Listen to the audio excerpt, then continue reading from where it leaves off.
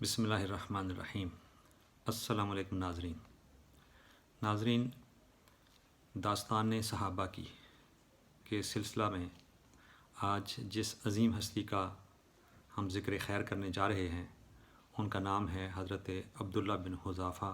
السہمی۔ یہ تاجدار کائنات حضور اکرم صلی اللہ علیہ وسلم کے ان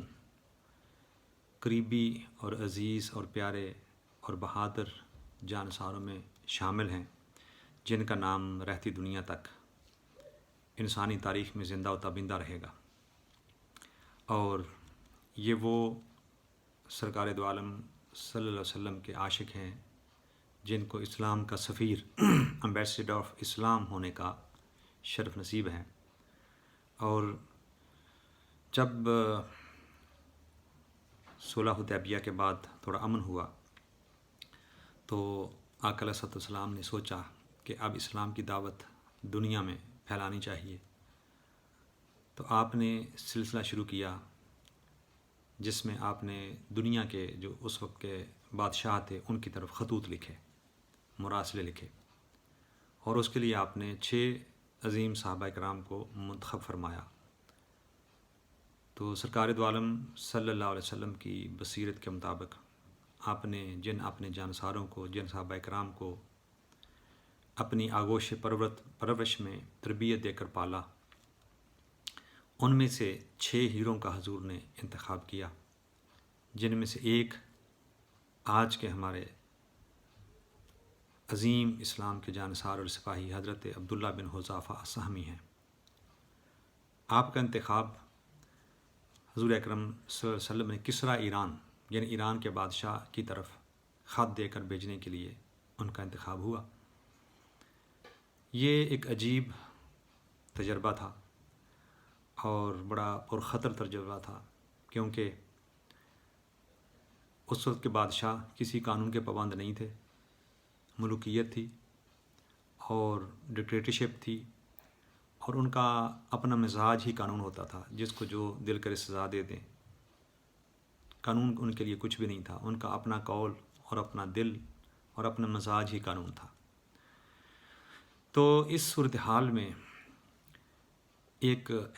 پسماندہ طبقہ اور وہ علاقہ جن کو لوگ بدو کہتے تھے اور کوئی اہمیت نہیں دیتے تھے، بادیہ نشین، اور اس وقت یہ عظیم سلطنتیں تھیں، 2 سپر پاورز تھیں، کیسر روم اور کسریٰ ایران۔ تو حضرت عبداللہ بن حذافہ السہمی رضی اللہ تعالیٰ عنہ کو دونوں بادشاہوں سے ملاقات کا موقع ملا، اور پہلے سرکار دو عالم صلی اللہ علیہ وسلم نے آپ کو ایران کے بادشاہ کسریٰ کی طرف سفیر بنا کر بھیجا۔ حضرت حذافہ عبداللہ بن حذافہ السہمی رضی اللہ تعالیٰ عنہ آقا علیہ الصلوۃ والسلام کا خط لے کر کشاں کشاں گھوڑے کی پیٹھ پر وادیوں کو، پہاڑوں کو، بیابانوں کو طے کرتے ہوئے جب کسریٰ ایران کے دربار میں پہنچتے ہیں تو بتایا گیا کہ وہ نبی جس نے ابھی نبوت کا اعلان کیا ہے اس نے خط بھیجا ہے۔ اس کا چرچہ تو بہت دیر سے سن رہے تھے، کیونکہ قریش مکہ بار بار حملے کر رہے تھے اور بڑی بڑی جنگیں ہو چکی تھیں، بدر کی، احد کی، خندق کی۔ تو بادشاہ نے سوچا کہ ایک پاور جو ابھرتی ہوئی پاور ہے وہ آ رہی ہے، اس کا نمائندہ آ رہا ہے، سفیر آ رہا ہے، تو اس کے لیے اس نے اپنے وزیروں اور عمائدین شہر اور عمائدین سلطنت کا اجلاس بلایا، اور یہ سوچا کہ اسی اجلاس میں ان کو دعوت دی جائے گی اور ان کا جو نامہ ہے، جو خط ہے، جو لیٹر ہے، وہ انہی کے سامنے کھولا جائے گا اور اس پہ فیصلہ کیا جائے گا۔ تو ناظرین، حضرت عبداللہ بن حذافہ السہمی رضی اللہ تعالیٰ عنہ کو بادشاہ کے دربار میں بلایا گیا۔ اب دربار لگا ہوا ہے، اس کے زعماء وزراء اس کے ساتھ بیٹھے ہوئے ہیں، اور بڑی شان و شوکت اور طمطراق کے ساتھ بادشاہ بیٹھا ہوا ہے، اور شاہی آداب کے ساتھ سارے جو ان کے وزراء ہیں وہ بیٹھے ہیں، ان کے جو نوکر اور جو خدام ہیں، جو سپاہی ہیں، وہ کھڑے ہیں قطار اندر قطار۔ بڑی کر و فر کے ساتھ، بڑی شان و شوکت کے ساتھ دربار سجا کر، ایک مقصد یہ روب ڈالنا بھی تھا کہ ہماری شان کیا ہے اور جو ہمارے پاس آ رہا ہے وہ کیا ہے، وہ دیکھے اور پھر ہماری شان جا کر بیان کرے۔ بہرحال ان کے قانون کے مطابق بادشاہ نے کہا کہ ان کو پیش کیا جائے، جو سفیر محمد صلی اللہ علیہ وسلم ہیں ان کو پیش کیا جائے۔ عبداللہ بن حذافہ السہمی رضی اللہ تعالیٰ عنہ، سفیر مصطفیٰ، ایمبیسڈر آف اسلام، کسریٰ ایران کے سامنے پیش ہوئے۔ وہ سادہ سا لباس، وہ سادہ سی طبیعت، مگر چہرے پر ایمان کا نور، ایمان کی وجاہت ہے، یقین کا نور چہرے پر ہے، اور دل پہاڑوں سے بھی زیادہ مضبوط ہے۔ آپ نے اس کی شان و شوکت کو، اس کے کر و فر کو، اس کے دربار کی زیب و زینت کو آپ نے خاطر میں نہیں لائے، اور بڑے وقار کے ساتھ چلتے چلتے جب قریب پہنچے تو اس نے سمجھا کہ یہ بدو ہے اور اس کو آداب سلطنت کا،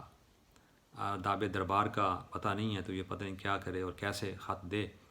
تو اس نے آگے کسی سپاہی کو کہا کہ اس سے خط پکڑ لو اور مجھے پکڑاؤ، لیکن آپ نے خط نہیں دیا اور ہاتھ پیچھے کھینچ لیا اور فرمایا کہ میں سرکار دو عالم صلی اللہ علیہ وسلم اپنے نبی کی بات کو کیسے یعنی جھٹلا سکتا ہوں، یا کیسے ان کا حکم نہیں مان سکتا، کہ حضور نے فرمایا تھا کہ یہ اس کے ہاتھ میں دینا، تو میں خود اس کے ہاتھ میں دوں گا۔ تو وہ بادشاہ نے کہا کہ ٹھیک ہے، اس کو آنے دو آگے۔ آپ نے بڑے وقار کے ساتھ جا کر خط بادشاہ کو پیش کیا۔ اب سارے درباری بیٹھے ہوئے ہیں، وزراء بیٹھے ہیں، اور جب وہ خط کھولتا ہے تو خط کھولتے کے ساتھ ہی اس کا جو چہرہ وہ غصے سے بھر جاتا ہے، کیونکہ خط کے اوپر لکھا ہوا ہے من محمد رسول اللہ صلی اللہ علیہ وسلم الی کسریٰ ایران، کہ یہ خط محمد مصطفیٰ رسول اللہ کی طرف سے کسریٰ ایران، ایران کے بادشاہ عظیم فارس کی طرف ہے۔ اور حضور نے پھر لکھا سلام علی من اتبع الہدیٰ، اس پر سلام ہو جس نے ہدایت کی پیروی کی، جس نے ہدایت کو قبول کر لیا۔ یہ خط پڑھ کے اس کو یہ غصہ آیا کہ اس نئے اعلان کرنے والے نبی نے اپنا نام پہلے لکھا ہے، میں محمد الی کسریٰ ایران، تو پہلے اپنا نام لکھا ہے اور پھر میرا نام لکھا ہے۔ تو اس کو یہ جسارت گستاخی لگی، اور اس نے غصے سے دیکھا اور ہاتھ آگے پڑا بھی نہیں، اس کو خط کو پھاڑ دیا اور خط پھاڑ کے پھینک دیا، اور کہا کہ اس کو لے جاؤ میرے دربار سے۔ حضرت عبداللہ بن حذافہ سہمی بڑے خوش ہیں، سفیر مصطفیٰ بڑے خوش ہیں کہ میں نے اپنی ذمہ داری ادا کر دی، اس نے جو کیا وہ اس کا کام تھا، لیکن جو میرا کام تھا وہ بخیر و خوبی، اب میری جان بھی لے لے تو مجھے کوئی پرواہ نہیں ہے، کیونکہ میں نے حضور کا فرمان پورا کر دیا ہے، آقا کا خط اس تک پہنچا دیا ہے، میرا کام پورا ہو گیا۔ آپ وہاں سے نکلے اور گھوڑے پر بیٹھ کر آپ واپس مدینے کی طرف روانہ ہو گئے۔ بادشاہ نے جو مزید کارروائی تھی وہ کی اور دربار برخاست کیا۔ وہ دن اس کا مزاج خراب رہا۔ اگلے دن اس نے جب مزاج ٹھنڈا ہوا تو سوچنے سمجھنے کے قابل ہوا، تو اس نے کہا وہاں کہاں ہے وہ سفیر، وہ قاصد جو نئے نبی کی طرف سے آیا تھا، اس کو میرے سامنے پیش کرو۔ تو بتایا گیا کہ وہ تو روانہ ہو چکے ہیں۔ فرمایا جاؤ ڈھونڈو اس کو، تلاش کرو، لے کر آؤ۔ اس کے سپاہی بھاگے گھوڑوں کے اوپر، لیکن حضرت عبداللہ بن حذافہ سہمی یہ ایران سے نکل چکے تھے، فارس سے نکل چکے تھے، اور ان کی حدود سے نکل چکے تھے، بارڈر سے نکل چکے تھے۔ اب یہ وہ صحابی رسول ہیں، جب آ کے آقا علیہ السلام نے واقعہ سنا اور انہوں نے سارا واقعہ حضور کو بتایا کہ یہ ہوا ہے، اس کے فوراً بعد بادشاہ نے خط لکھا اپنے یمن کے گورنر کو، چونکہ حجاز کے قریب یمن پڑتا تھا اور یہ پورا علاقہ اسی کی سلطنت میں شامل تھا، حجاز کا بھی اور یمن کا بھی۔ تو یہاں تو انہیں گورنر مقرر کرنے کی ضرورت نہیں تھی، کیونکہ یہ تو قبائل کے اوپر مشتمل علاقہ تھا اور بدو قسم کے لوگ تھے، تو وہاں ان کی سلطنت مضبوط تھی، اور بازان اس کا گورنر تھا یمن کا، تو یہ کسریٰ کے انڈر ہی تھا یہ بھی۔ تو اس نے اپنے گورنر کو، بازان جو یمن کا گورنر تھا، اسے خط لکھا کہ حجاز کے اندر ایک نبی نے اعلان کا نبوت کیا ہے، اسے فوراً گرفتار کر کے میرے دربار میں پیش کروا۔ بازان نے 2 طاقتور اپنے فوجی اور سپاہی وہ ایک خط دے کر حضور کے پاس بھیجے مدینہ پاک میں، اور یہ لکھا کہ اس علاقے کا جو بادشاہ ہے، آپ کو پتہ ہے کسریٰ ایران، آپ فوراً اس کے دربار میں پہنچ جائیں، اور اگر یہ آپ حکم نہ مانا تو پھر آپ کو پتہ ہے کہ وہ اس کی پہنچ آپ تک بھی ہے، اور یہ سارا علاقہ اسی کے زیر اثر ہے، زیر کنٹرول ہے۔ وہ خط لے کر جب اس کے سپاہی یمن سے نکلتے ہیں اور درمیان میں طائف کا علاقہ آتا ہے تو وہاں پہنچتے ہیں تو قیام کرتے ہیں، اور یہ طائف کے لوگ بڑے جاننے والے تھے حضور اکرم صلی اللہ علیہ وسلم کو، جب آپ مکے میں تھے اور پھر دعوت لے کر طائف بھی آئے تھے، اور طائف والوں نے جو سلوک کیا تھا، اور طائف والے سٹل حضور اکرم صلی اللہ علیہ وسلم کے خلاف تھے، اور وہ ساری سچویشن واچ کر رہے تھے کہ قریش مکہ کی دال نہیں گل رہی اور وہ کنٹرول نہیں کر پا رہے۔ اب جب ان بازان کے سپاہیوں نے طائف والوں کو یہ بتایا کہ ہم بازان کی طرف سے آئے، اور کسریٰ ایران نے نوٹس لے کر اس نئے نبی کو گرفتار کر کے اس کے دربار میں پیش ہونے کا حکم دیا ہے، تو طائف والے بڑے خوش ہوئے کہ چلو ہماری جان چھوٹ جائے گی، جس نبی کو قریش کنٹرول نہیں کر سکا، ہم کنٹرول نہیں کر سکے، اب اس کو بادشاہ کسریٰ ایران کنٹرول کر لے گا اور بازان کنٹرول کر لے گا۔ بہرحال وہ بڑے خوش ہوئے، لیکن یہ چلتے چلتے جب دونوں سپاہی مدینہ پاک پہنچتے ہیں تو آقا علیہ السلام کی بارگاہ میں انہوں نے خط پیش کیا اور کہا کہ یہ حکم ہے بازان کا بھی کہ آپ جتنی جلدی ہو سکے آپ ایران پہنچیں کسریٰ کے دربار میں، وہ آپ سے بات چیت کرنا چاہتا ہے۔ حضور نے فرمایا کہ ٹھیک ہے، آپ کا خط پہنچ گیا تو آپ کو گیسٹ ہاؤس میں ٹھہراتے ہیں، آپ کل ہم سے بعد آ کے ملاقات کریں۔ تو رات ان کی خاطر خدمت کی گئی، اور صبح جب حضور کی بارگاہ میں پیش ہوئے تو آپ نے فرمایا کہ تم کس کسریٰ کی بات کر رہے ہو کہ اس کے پاس مجھے بھیج رہے ہو؟ وہ تو ختم ہو چکا ہے، قتل ہو چکا ہے، اور اس کے بیٹے نے اسے قتل کر دیا ہے، اور اس کا بیٹا شیرویہ وہ اب ایران کا بادشاہ ہے، تو آپ کا آنا فضول ہے، اور آپ نے مجھے لے کر کس کے پاس جانا ہے، تو آپ جاؤ واپس۔ وہ بڑے حیران ہوئے، دیکھتے رہے کہ یہ کیا کہہ رہے ہیں۔ آپ نے فرمایا جاؤ، آپ کو 2-4 دنوں میں یمن بھی یہ خبر مل جائے گی کہ کسریٰ ایران کو قتل کر دیا گیا، اور اس کے بیٹے نے قتل کیا۔ یہ اس وقت حضور اکرم صلی اللہ علیہ وسلم نے اسی رات وہ قتل ہوتا ہے، اور اسی وقت ان سفیروں کو حضور نے بتا دیا کہ تمہارا بادشاہ تو خود قتل ہو گیا، اس نے مجھے کیا گرفتار کرنا ہے۔ اور جب آقا علیہ السلام نے سنا تھا کہ اس نے میرے خط کو پھاڑ دیا اور ٹکڑے ٹکڑے کر دیا ہے، تو حضور نے دعا کی تھی کہ یا اللہ، جس نے میرے خط کے ٹکڑے ٹکڑے کر دیے ہیں، تو اس کی سلطنت کے ٹکڑے اور حکومت کے ٹکڑے ٹکڑے کر دے۔ تو کچھ ہی دن گزرے تھے کہ اس کے بیٹے شیرویہ نے اس کو قتل کر دیا۔ اب وہ دونوں سپاہی واپس بازان کے پاس یمن پہنچتے ہیں، اور اس نے کہا اگر تو یہ بات سچ ہوئی کہ شیرویہ نے اپنے باپ کو کسریٰ ایران کو قتل کر دیا ہے، تو پھر تو وہ نبی سچا ہے اور اس نے صحیح خبر دی، اور اس کے رب نے اسے سچی خبر دی ہے، وہ غیب کی باتیں جانتا ہے، اور پھر ہم بھی اس پہ یقین کریں گے اور ہم بھی مسلمان ہو جائیں گے کلمہ پڑھ کے۔ لیکن اگر وہ بات جھوٹی ہوئی تو پھر کسریٰ خود ہی نمٹے گا۔ بہرحال 3 دن کے بعد شیرویہ کا خط بازان کو ملا کہ میں نے اپنے باپ کو قتل کر دیا ہے، کیونکہ اس نے میری قوم کے بوڑھوں بچوں کے اوپر بڑے ظلم کیے ہیں، اور میں نے اس کا بدلہ لے لیا، اور میں اب ایران کا بادشاہ ہوں، اور آپ میرے زیر نگیں ہو اور میری اطاعت قبول کرو تو تمہاری سلامتی اسی میں ہے۔ لیکن جب خط ملتا ہے بازان کو شیرویہ کا کسریٰ ایران کا، تو اس نے خط کو پھاڑ کے پھینک دیا اور کہا کہ محمد مصطفیٰ صلی اللہ علیہ وسلم، مجھے وہ غلامی قبول ہے جنہوں نے ہمیں پہلے خبر دے دی تھی، جس رات کو قتل ہوا تھا اسی رات ہمیں خبر مل گئی تھی، تو ہم مسلمان ہوتے ہیں کیونکہ یہ ہمارے لیے زیادہ فائدہ مند چیز ہے۔ تو اس نے ایران کی غلامی کو ختم کر کے اس نے مصطفیٰ کی غلامی کو اختیار کیا۔ اس طرح یمن کے اندر اسلام بہت تیزی سے پھیل گیا، اور پورا یمن تقریباً مسلمان ہو گیا۔ یہ وہ یمن ہے کہ پھر جس کے لیے حضور اکرم صلی اللہ علیہ وسلم نے دعائیں کی تھی، اللہم بارک فی یمننا. تو یمن کے بہت سے لوگ اس کے بعد مسلمان ہو چکے تھے اور حضور کے حواری بن چکے تھے. تو ناظرین، یہ حضرت عبداللہ بن حذافہ سہمی کا واقعہ ہے، سفیر مصطفیٰ کا. انہی کے بارے میں ایک اور بھی مشہور ہے کہ جب حضرت عمر فاروق رضی اللہ تعالیٰ عنہ کے دور میں روم کے ساتھ، کیسر روم کے ساتھ مسلمانوں کی جنگیں شروع ہوئیں اور ہمارا مسلمانوں کا لشکر جو ہے یہ رومی علاقوں میں پہنچا اور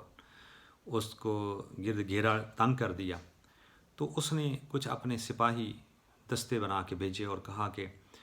ان محمد صلی اللہ علیہ وسلم کے جو قریبی ساتھی غلام اگر کوئی مل جائے نا ان فوجوں میں سے تو اس کو گرفتار کر کے لے آؤ. تو وہ اسی طاق میں تھے، گروہوں کی صورت میں اٹیک کرتے مسلمانوں کی فوج کے اوپر اور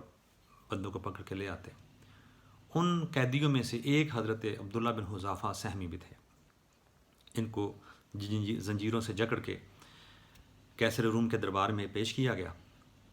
اور اس کو یہ پتہ چلا کہ یہ عبداللہ بن حذافہ سہمی